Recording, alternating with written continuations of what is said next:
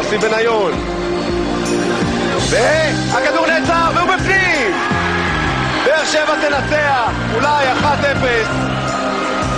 אבל זה לא יספיק לה כדי להישאר בליגה הלאומית. בניון ממרר שם בבחי, גם הקהל כאן בהלם, השחקנים על המגרש, גם הם יודעים שבעונה הבאה הפועל באר שבע תשחק בליגה הארצית.